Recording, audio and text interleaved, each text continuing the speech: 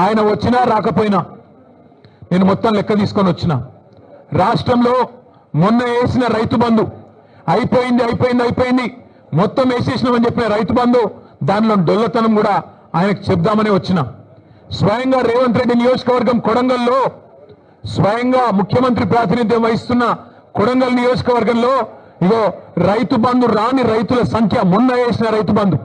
670 మంది రైతుల పేర్లు వివరాలు అడ్రస్లు ఫోన్ నంబర్లతో సహా తీసుకొని మరీ వచ్చిన అట్లే రాష్ట్రంలో రుణమాఫీ కాని రైతుల జాబితా లక్షల సంఖ్యలో ఉన్నవారు వారందరి జాబితా కూడా తీసుకొని వచ్చినాం అట్లాగే ఈ రాష్ట్రంలో ఈ ప్రభుత్వం వచ్చిన తర్వాత రేవంత్ రెడ్డి గారి ప్రభుత్వం వచ్చిన తర్వాత మరణించిన బలవన్ మరణాలకు పాల్పడ్డ 600 మంది రైతుల లిస్టుతో సహా తీసుకొని వచ్చినాం అట్లాగే ఈ రాష్ట్రంలో బోనస్ రాక పంటలు అమ్ముకునే దిక్కులేక ప్రభుత్వం కొనక మిల్లర్లకు అమ్ముకొని నష్టపోయిన రైతుల జాబితా కూడా మీరు ఏమంటే ఇవ్వడానికి సిద్ధంగా ఉన్నాం ఇవాళ రాష్ట్రంలో ఎరువుల కొరత రైతులను సతమతం చేస్తున్నది ఒక ఆధార్ కార్డు మీద ఒకటే ఎరువు బస్తా ఒకటే యూరియా బస్తా ఇస్తామంటే ఇలా రైతులు మళ్ళా లైన్లు కట్టి చెప్పులు క్యూలో పెట్టి ఎదురు చూస్తా ఉన్నారు ఫర్టిలైజర్ దుకాణాల ముంగట రేవంత్ రెడ్డి అధికారంలోకి వచ్చే ముందు ఒక పాటను తయారు చేసి దేశం మీదకి వదిలిరు మళ్ళీ ఆనాటి రోజులు తీసుకొస్తామని చెప్పారు నిజంగానే ఆనాటి రోజులు తెచ్చిండ్రు ఆనాటి రోజులు కరెంటు కోతల రోజులు మళ్ళీ ట్రాన్స్ఫార్మర్ల పేలిపోయే రోజులు ఆనాటి రోజులు ఎరువుల కోసం విత్తనాల కోసం లైన్లలో నిలబడే రోజులు మళ్ళీ కాంగ్రెస్ ప్రభుత్వం తీసుకొని వచ్చింది ఇందిరమ్మ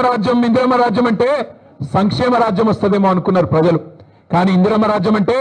అక్రమ కేసులు ఇందిరమ్మ రాజ్యం అంటే అణిచివేతలు ఇందిరమ్మ రాజ్యం అంటే నిర్బంధాలు ఆనాడు 50 ఏళ్ల కింద విధించిన ఎమర్జెన్సీని మళ్ళీ తలపించే విధంగా ఇందిరమ్మ రాజ్యం అంటేనే భయమయ్యేటట్టు ఇలా మళ్ళొక్కసారి పేదల మీద గిరిజనుల మీద దళితుల మీద దాడులు చేస్తూ చివరికి సోషల్ మీడియాలో ఒక పోస్ట్ పెడితే రీట్వీట్ పెడితే నల్లబాలు అనే ఒక బలహీన వర్గాల తమ్ముడు శశిధర్ గౌడ పిల్లగాని పేరు ఆయనను తీసుకుపోయి ఇలా జైల్లో పెట్టిండ్రు అందుకే ఇందిరమ్మ రాజ్యం అంటే ఏందో ప్రజలకు అర్థమైంది ఆనాటి రోజులు అంటే ఏందో అర్థమైంది మార్పు అంటే ఏందో అర్థమైంది అన్ని విషయాలు అర్థమైనాయి కాబట్టే కర్రుగాల్చి వాత పెట్టడానికి రేవంత్ రెడ్డి గారికి రాష్ట్ర ప్రజలు సిద్ధంగా ఉన్నారు మీ అందరితో ప్రెస్ మిత్రులతో కూడా వారికి నేను ధన్యవాదాలు చెప్తా ఉన్నా ప్రెస్ క్లబ్ మా శ్రీనివాస్ గౌడ్ సాబ్ ఫోన్ చేసి ఇట్లా చర్చ ఉన్నది మరి మాకు అవకాశం ఇవ్వండి అంటే వెంటనే వారు అవకాశం ఇచ్చినందుకు వారికి కూడా ధన్యవాదాలు